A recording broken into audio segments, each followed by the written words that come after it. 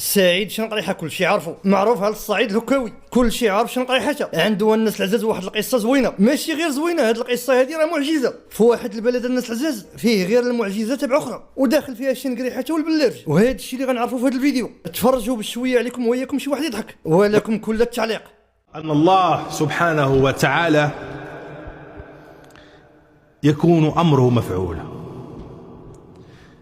جاء أحد طيور اللقلق،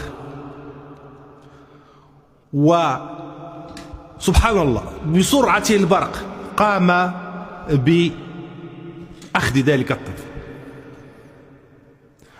الطفل وسافر به لمسافة بعيدة.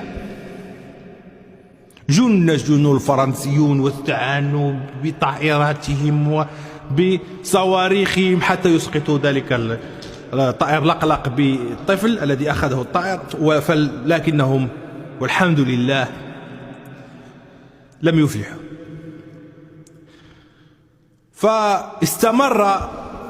استمرت رحلة ذلك الطائر مع ذلك الطفل، فوضعوه في أحد المساجد.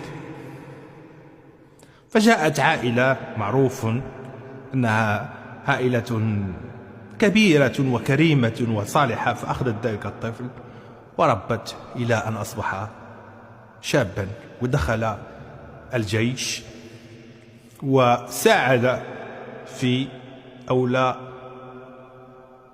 كان هو رأس الحربة الذي لقن فرنسا دروسا في المقاومة والتضحية، وطرد فرنسا شر طرد من بلدنا. أتعلمون من هو ذلك الشاب يا إخواني؟ أتعلمون من هو؟ نعم، إنه سعيد شنقريحة، هو ذلك الشاب الذي أخذه اللقلق.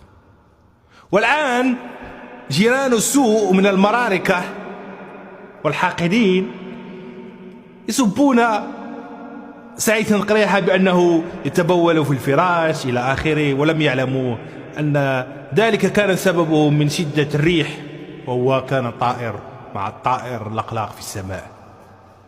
انظروا إلى الحكمة الإلهية، انظروا.